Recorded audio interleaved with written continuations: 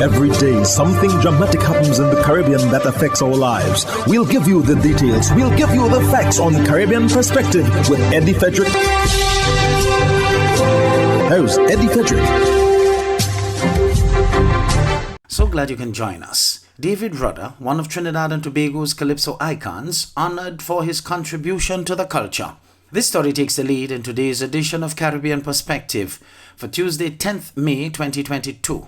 Details when we return. Hubbard's Motor Department Mount Gay and Hubbard's Tire Bay, located at the Building Supplies compound in Grand Anse, are reminding the motoring public that another round for licensing and inspection has begun. Just arrived on new shipments of quality furrowed and torque tires to fit all makes and models of vehicles at competitive pricing. Shop early to avoid the hassle of long lines. WhatsApp them on 473-405-5482. Hubbard's, quality service, affordable prices.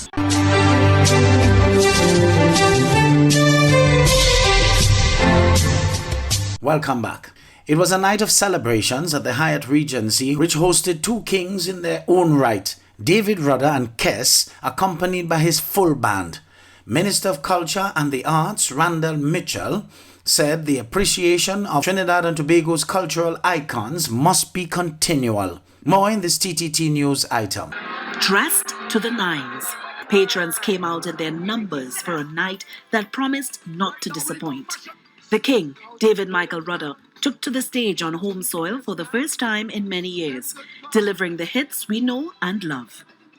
This girl from Bahia, staying in Maruga. This lady red love, something sweet me. But he did not stay on stage, and he opted to get closer to the many patrons who were singing and dancing to his timeless hits.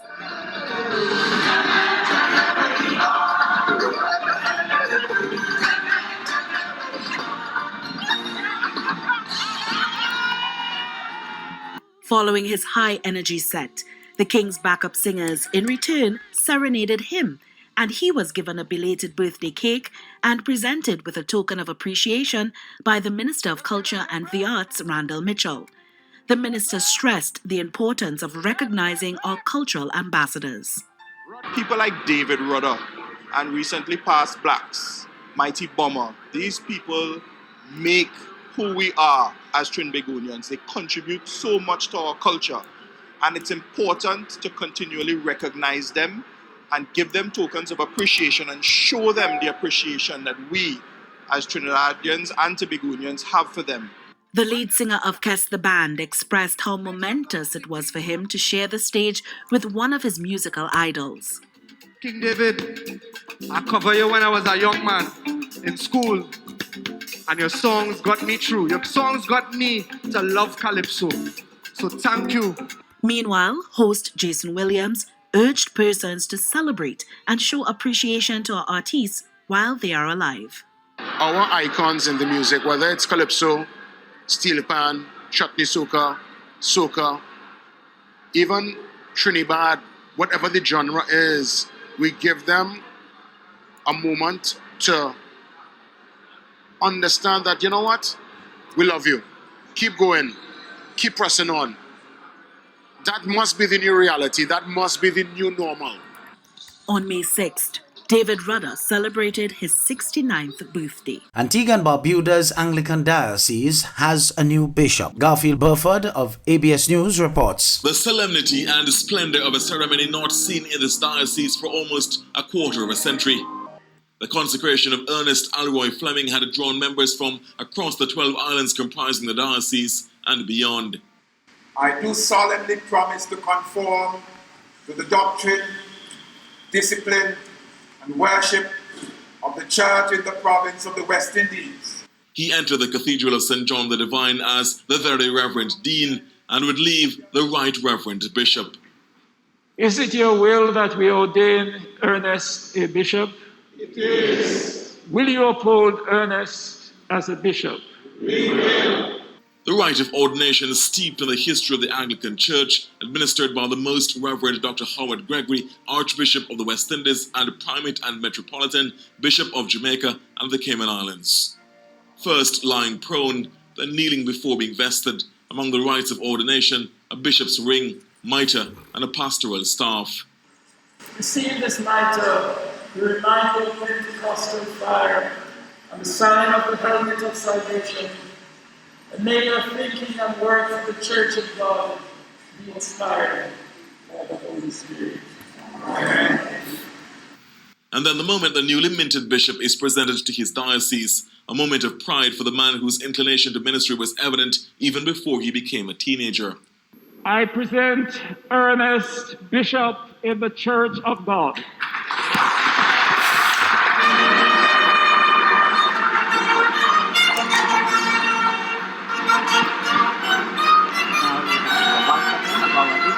Bishop Ernest and Roy Lemon to the Diocese of the Northeastern Caribbean and the River. Earlier, it was a proud Dr. Michael Clark who delivered the sermon. Both he and Bishop Fleming had entered Codrington College in Barbados together to begin their formal theological studies. Dr. Clark is now principal of the college. He is not the one on whom everything can become beautiful.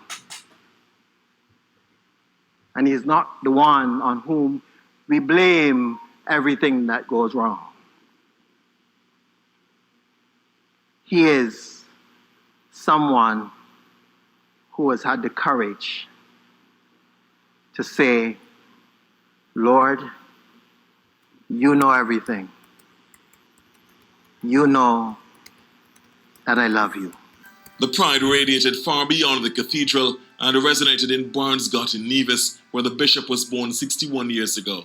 Humble beginnings and privations formed the crucible for character, which has clearly served him well.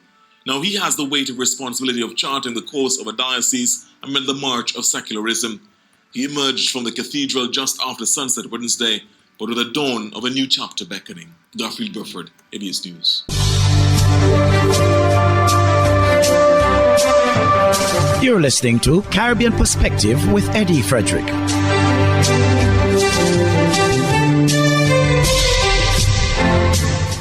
A purportedly leaked July 2019 Special Branch report names a former PNM senator in Trinidad and Tobago, now minister, as the subject of investigations into alleged fraudulent activities and supposed gang affiliations.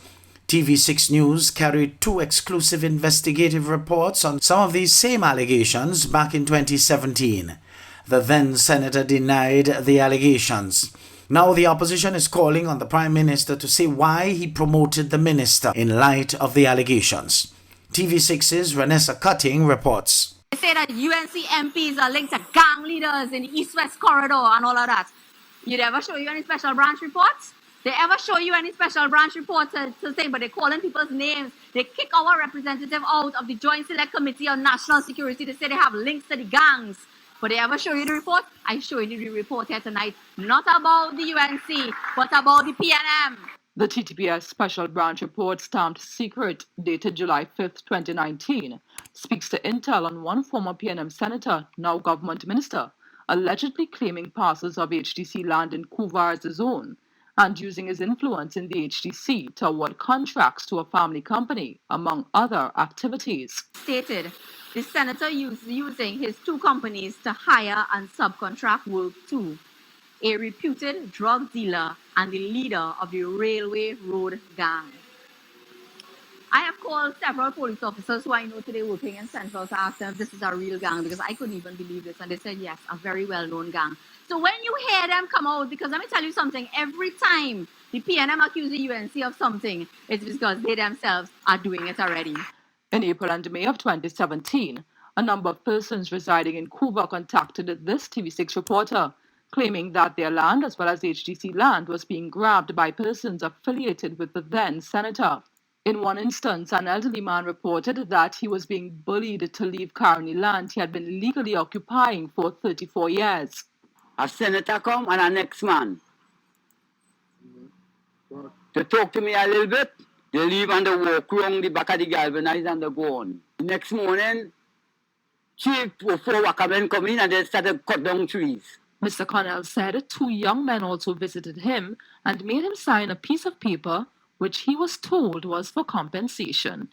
Right, so I sign a document. I don't know who is the document to me, like I sign a blank piece of paper because I didn't see no writing on the paper. You understand? And then I hear in this thing that they say this document come from South HDC. And I said to them to grade on all these things I had here. HDC residents planting on vacant HDC land also had their crops bulldozed. Signs were erected with the HDC logo which read, "Property of the HDC. No trespassing, no planting, no vending. Violators will be prosecuted." They say the senator is the man who get the contract from NHA and give out the contract to the rest of contractors and them. We often are saying, well, the senator come and speak to we, even self, he never show his face. So after me, this look like bubble. When TV6 asked the then Housing Minister Randall Mitchell about the claims, we were told that an investigation had been launched. He says the HDC was not responsible for the clearing of any lands or the erection of any signs. They've asked the HDC to conduct an investigation to see what they can uncover.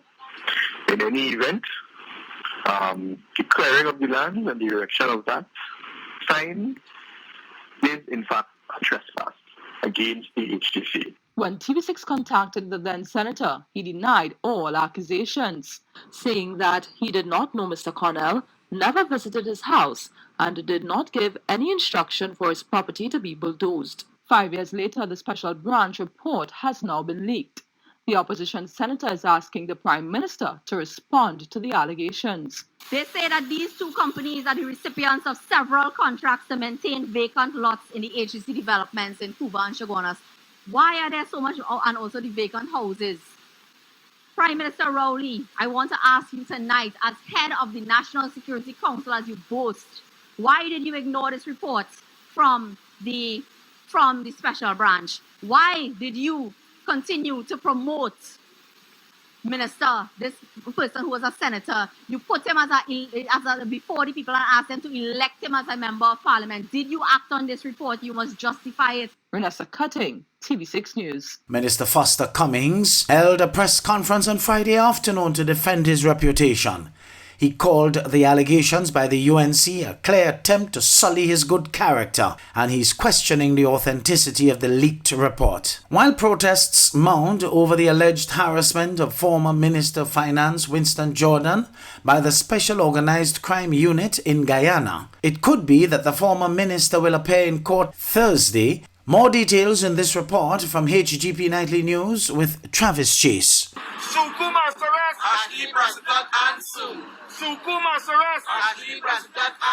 There is a strong indication from the Special Organized Crime Unit SOCU that they will forge ahead with charges against former Minister of Finance under the APNU-AFC coalition regime, Winston Jordan, in relation to the sale of several acres of land at Ogle, East Coast, Demerara. Attorney for Mr. Jordan, Senior Counsel Roysdale Ford, told reporters on Wednesday that while Mr. Jordan was released on his own recognizance, he was asked to report to the police next Wednesday and possibly court on Thursday. The harassment, I think, of Mr. Jordan.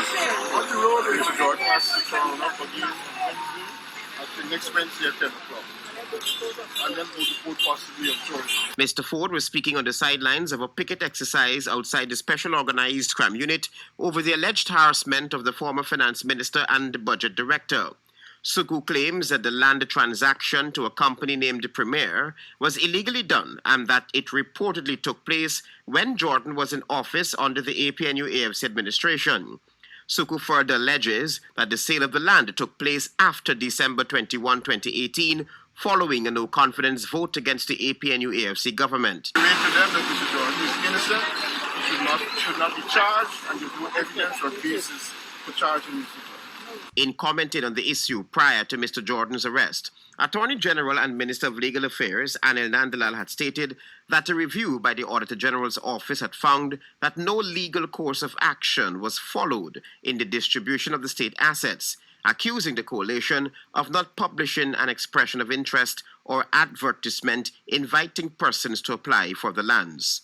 Travis Chase, HGP Nightly News. Hubbard's Motor Department Mount Gay and Hubbard's Tire Bay, located at the Building Supplies compound in Grand Anse, are reminding the motoring public that another round for licensing and inspection has begun. Just arrived on new shipments of quality furrowed and torque tires to fit all makes and models of vehicles at competitive pricing. Shop early to avoid the hassle of long lines. WhatsApp them on 473-405-5482. Hubbard's, quality service, affordable prices.